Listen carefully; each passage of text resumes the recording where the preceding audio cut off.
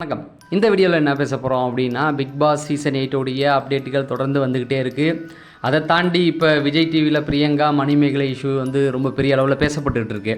இப்போ சமீபத்தில் இன்னொரு விஷயம் வந்து சில சேனல்கள் போட ஆரம்பிச்சிட்டாங்க.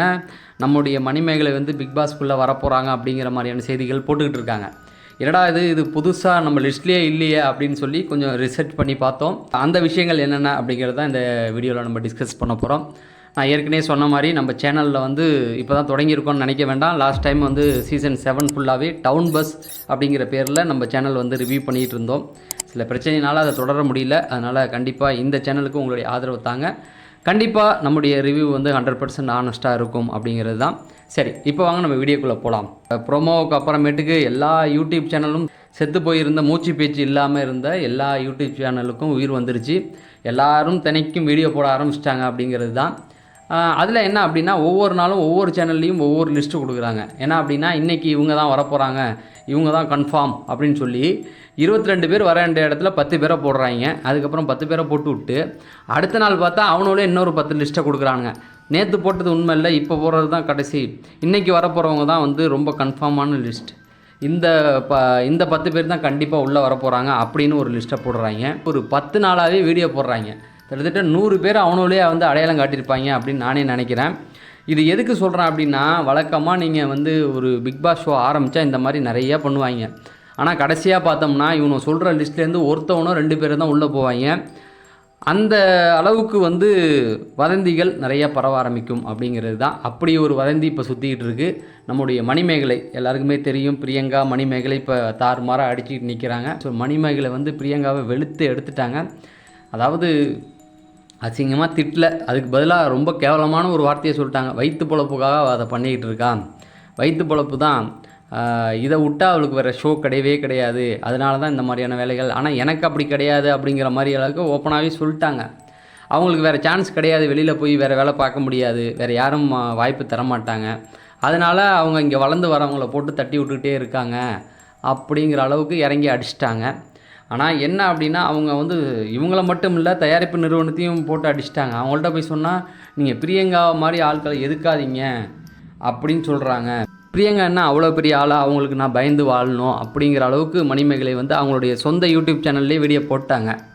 ஸோ இதுலேருந்து என்னென்னா, அவங்க ரொம்ப பாதிக்கப்பட்டிருக்காங்க. அவங்க காலில் விழுந்தால் தான் நமக்கு வாழ்க்கை, அப்படி ஒரு வாழ்க்கை எனக்கு தேவையில்லை, எனக்கு தன்மானம் தான் முக்கியம் அப்படிங்கிற அளவுக்கு அவங்க பேசிட்டாங்க.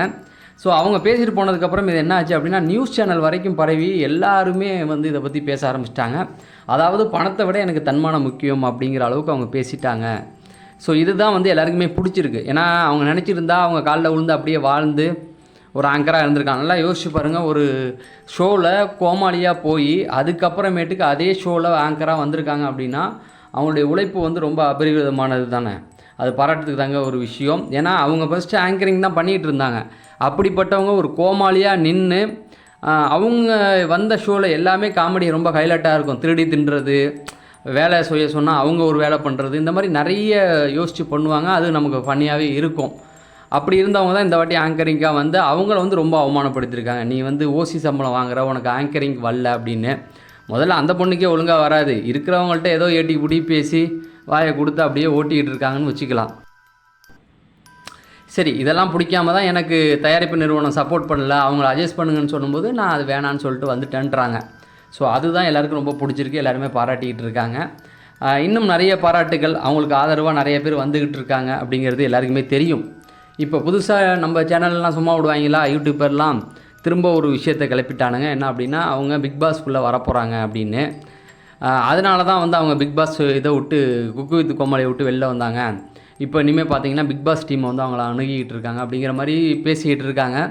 ஸோ இது எந்த அளவுக்கு உண்மைன்னு தெரியல. ஆனால் நம்ம விசாரித்த வரைக்கும் அது பொய்ன்னு தான் சொல்கிறாங்க. என்ன அப்படின்னா, மணிமேகலை அவர்கள் வந்து பிக் பாஸ்க்குள்ளே வந்தால் அவங்க வந்து ஒரு நல்ல கண்டஸ்டண்ட்டாக இருப்பாங்க அப்படிங்கிறது தான். ஏன்னா அவங்களால என்டர்டெயின் பண்ண முடியும், ஃபைட்டும் எடுக்க முடியும் அப்படிங்கிறது தான். ஆனால் அவங்க வர ஒத்துக்கணுமே, அவங்க ஃபேமிலியிலேருந்து வர ஒத்துக்கணும். ஆனால் பிக் பாஸ் டீம் வந்து அணுகுனதாகவும் அவங்க வந்து வரன்னு சொல்லியிருக்க மாதிரி அப்படின்னு சொல்லி ஒரு 2 சேனலில் இந்த மாதிரி நியூஸ் போட்டுக்கிட்டு இருக்காங்க. அது எந்த அளவுக்கு உண்மைன்னு தெரியல. ஒருவேளை அவங்க வந்தால், ஏன்னா ஏற்கனவே வந்து விஜய் டிவிலேருந்து வந்து நிறைய பேர் சொல்லிக்கிட்டு இருக்காங்க. தீபக் சொல்கிறாங்க, அதுக்கப்புறமேட்டுக்கு ஃபரீனா சொல்கிறாங்க, குரோஷி, சரத்து அப்படி சொல்கிறாங்க. இப்போ மணிமேகலையும் அந்த லிஸ்ட்டில் போட்டிருக்காங்க.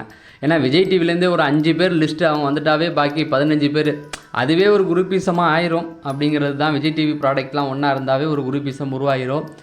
சரி, எதுக்காக மணிமேகலை வரணும் அப்படின்னா, இன்றைக்கி வந்து பிக் பாஸ் அந்த ஹேஷ்டேக் வந்து ரொம்ப ட்ரெண்டிங்கில் போயிட்டு இருந்தது. அதுவும் அந்த பிக் பாஸ் ப்ரோமோ வந்ததுக்கப்புறமா அந்த ரொம்ப ட்ரெண்டிங்கில் இருந்தது அதுதான். அது இப்போ அந்த பிக் பாஸுடைய இதுவே வந்து மணிமேகலை காலி பண்ணிட்டாங்க. இப்போ Manimegalai Priyanka fight, self respect இந்த மாதிரியான வார்த்தைகள் வந்து ரொம்ப ட்ரெண்டிங்கில் போயிட்டுருக்கு. ஸோ அப்போ பிக் பாஸுக்கு இது ஒரு பின்னடைவு தானே. அவங்க பப்ளிசிட்டி போடுற இடத்துல மணிமேகலை பேர் வந்துருச்சு. பிக் பாஸ் டீமும் வந்து கொஞ்சம் இதெல்லாம் வந்து கொஞ்சம் பார்ப்பாங்க. ஏன்னா ஒருவேளை அவங்க வந்தால் இன்னும் நிறைய இருக்கும், இன்னும் நிறைய பேர் வந்து அதை பார்ப்பாங்க. ஏன்னா இப்போ இந்த கடைசி நேரத்தில் அவங்க கொஞ்சம் இப்போ பண்ணியிருக்கனால அவங்க வந்து இன்னும் நல்லாயிருக்கும். அதுவும் கட்ஸாக பேசுகிறாங்க இல்லையா, அப்படிப்பட்ட ஆள் தானே பிக் பாஸ்க்கு தேவை. ஸோ அதுவும் வாய்ப்பு இருக்குது. ஏன்னா ஒரு 50% வாய்ப்பு இருக்குது. ஆனால் அவங்க வருவாங்களா இல்லையாங்கிறது நம்ம கடைசியாக தான் பார்த்து தெரிஞ்சுக்கணும். இவங்க மட்டும் இல்லை, இப்போ நம்ம சேனல்லலாம் வந்து எல்லா சேனல்லையும் ஒரு லிஸ்ட்டு சொல்கிறாங்கல்ல, கன்ஃபார்ம் லிஸ்ட்டுன்னு சொல்லி அந்த கன்ஃபார்ம் லிஸ்ட்லேயே ஒரு 10 வீடியோ போட்டிருப்பாங்க. அப்படி பார்த்தாவே 100 பேர் இருப்பாங்க. ஸோ இதெல்லாம் வந்து அங்கே ஃபஸ்ட்டு நாள் விஜய் சேதுபதி வந்து கூப்பிடும்போது தான் நமக்கு தெரியும். மற்றபடி எல்லாமே வந்து ரொம்ப கம்மியாக தான் இருக்கும். 1 இல்லை 2 பேர் விஜய் டிவி ப்ராடக்ட் வந்து அவங்க சொல்கிறது கரெக்டாக இருக்கும். இப்போ தீபக்கா இருக்கலாம், குரோஷியா இருக்கலாம், இவங்கெல்லாம் வந்து வரதுக்கு நிறைய வாய்ப்பு இருக்குது அப்படிங்கிறது தான். கன்ஃபார்ம் லிஸ்ட்டாக ஒரு பேரை சொல்கிறாங்க. அது யாருமே இல்லை, தமிழும் சரஸ்வதி சீரியலில் நடித்த தீபக் அவர்களுடைய பேர் வந்து அடிபட்டுக்கிட்டு இருக்குது. அவர் வந்து கன்ஃபார்மாக வரப்போகிறாரு அப்படிங்கிற மாதிரி சொல்லிக்கிட்டு இருக்காங்க. அவரை சொல்கிறாங்க, அப்புறம் ஃபேட்மேன் சொல்கிறாங்க, பார்த்திபனை சொல்கிறாங்க, இப்படி நிறைய பேர் சொல்லிக்கிட்டு இருக்காங்க. ஆனால் ஃபஸ்ட்டு ஆளாக உள்ளே வரப்போகிறது தீபக் தாங்க அப்படின்னு ஒரு சில சேனல்களே வந்து அடித்து சத்தியம் பண்ணுறாங்க. ஏன்னா முதல்ல வந்து வர்றது வந்து விஜய் டிவி ப்ராடக்ட் தான். எப்போவுமே வந்து விஜய் டிவி ப்ராடக்ட் தான் மேலே கூப்பிடுவாங்க. அப்படி இந்த வாட்டி தீபக்கை தான் கூப்பிட போகிறாங்க அப்படிங்கிற மாதிரி. தீபக் அவர் வந்து ரொம்ப வருஷமாகவே விஜய் டிவியில் இருக்கார். போன வாட்டி விஷ்ணு வந்தார் இல்லையா, அந்த இடத்துல இருக்கார். அவர் பாட்டு பாடுவாரா, டான்ஸ் பாடுவாரா அப்படிலாம் தெரில. ஆனால் ஆங்கரிங் பண்ணியிருக்காரு, இந்த டான்ஸ் ஷோலாம் ஆங்கரிங் பண்ணியிருக்காரு.